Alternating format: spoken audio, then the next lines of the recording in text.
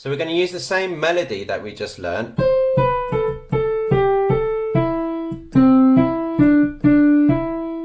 we're going to put some harmony underneath it.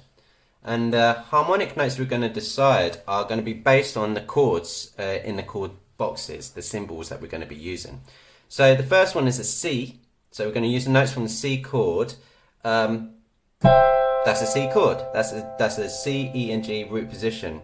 But we can't use that chord because I want my highest note to be the melodic note, that's C. So when I change it to here, that changed that melodic note to up to that G, and that's not going to work. It's going to change the melody, and we don't want that. We want the melody to stay the same. So this is what we're going to use instead. Still using the notes from the C major chord, but it's the first inversion of it because that allows the C to sit at the top. So then we're going to go to the A, but it's based on the F chord, so the best notes to use here is that one, which is a second inversion of the F chord. Then we go to the G chord, but the G is at the top of the melody, so we're going to use this first inversion of G. And then we go down to this A, but this one happens to fit where it's just root, which is nice. Then we go down to F root, and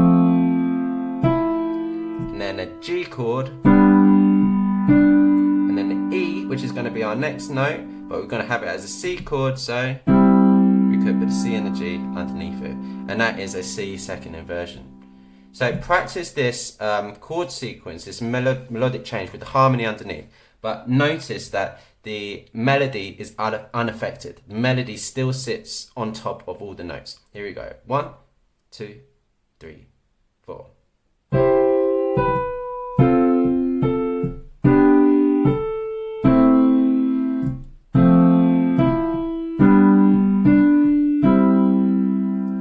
And it just makes the music sound a bit thicker, a bit more texture in it because there's more notes in there.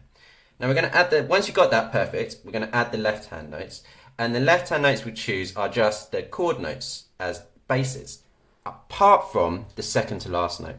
So the second to last chord that we've got, it says G/B.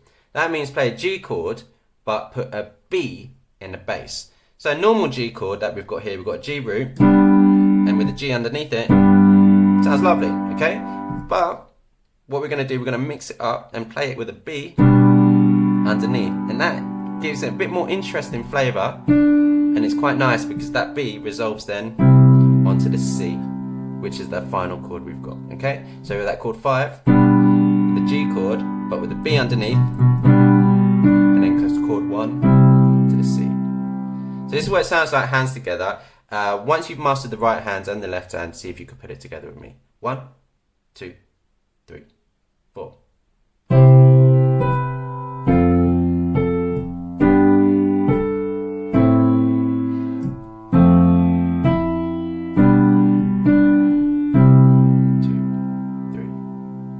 Let's do it again. 2, 2, 3, 4.